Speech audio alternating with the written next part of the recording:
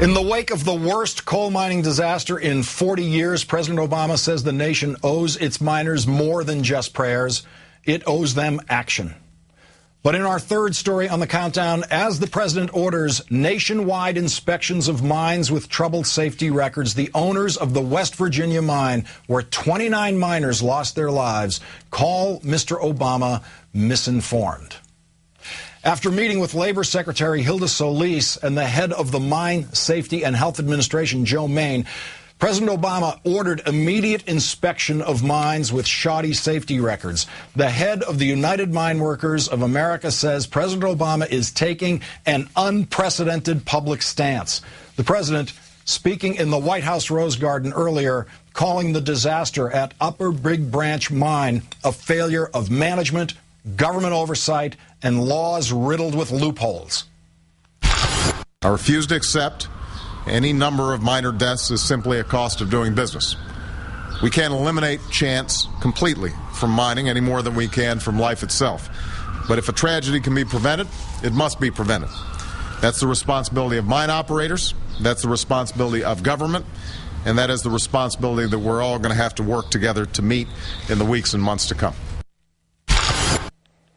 Massey Energy, which owns the Upper Big Branch mine, calling Mr. Obama's remarks regrettable. We fear that the president has been misinformed about our record and the mining industry in general. Under this administration, MSHA presented Massey Energy with 3 Sentinels of Safety awards, the highest number of such awards ever received by one company in a single year. Unfortunately, some are rushing to judgment for political gain or to avoid blame. Meanwhile, West Virginia Governor Joe Manchin is asking his state's mines to stand down from production tomorrow to honor those killed at Upper Big Branch. Massey says it will agree to the governor's request, calling it an opportunity to reflect and focus our attention on safety and training.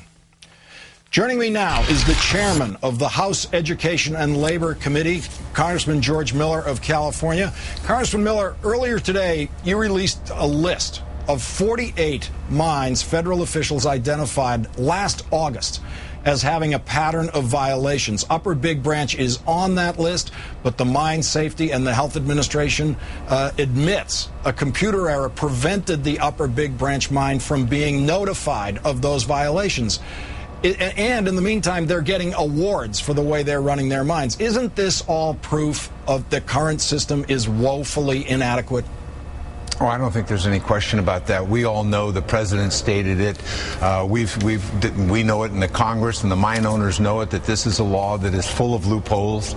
Most of them were put there by the mining companies at their insistence, and the time has come to stop that practice. The computer glitch kept the mining administration from identifying the Massey mine as a problem, but the fact was the companies were engaged in a systematic gaming of the system by challenging every violation that was given to them so they would not fall into a pattern of violations that would have given them extra scrutiny and extra liability.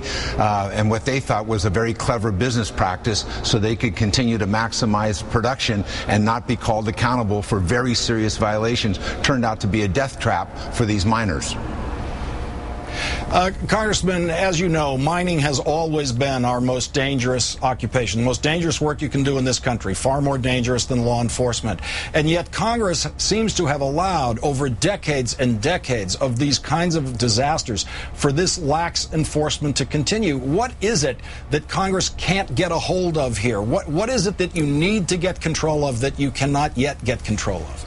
You've got to recognize the power of this economic interest. Let's not pretend you were in Washington. You know the power of coal state representatives, and when push comes to shove, there's a tendency to go with the industry, with some wonderful exceptions, some representatives. But the fact is, the power of coal, the control in these communities, they control the livelihood, they control the economics, and they want to control it like it's the 1800s as opposed to 2010. And the fact of the matter is, they continue to jeopardize lives. You have this mixed signal. In 2009 was the safest year in many, many years in mining history, and then at the end of this comes this accident. But the fact of the matter is, the law is inadequate to provide the kind of protection that these miners are entitled to. It's just that simple. The law is inadequate, and everybody recognizes the loopholes. The regulators, the mining companies, the unions, the workers, the Congress. And so maybe now we have a catalyst where we can get rid of the loopholes and have a law that leads to safer and safer mining practices. Congressman, I don't normally tell guests that they were second choices, but I can tell you we wanted a representative from West Virginia to address this issue, and we could not make that happen tonight. And so it is no political accident that we are talking to a member of Congress from California. You are chairman, though. You are in a position of power to make something happen, and it is important to hear your voice on this.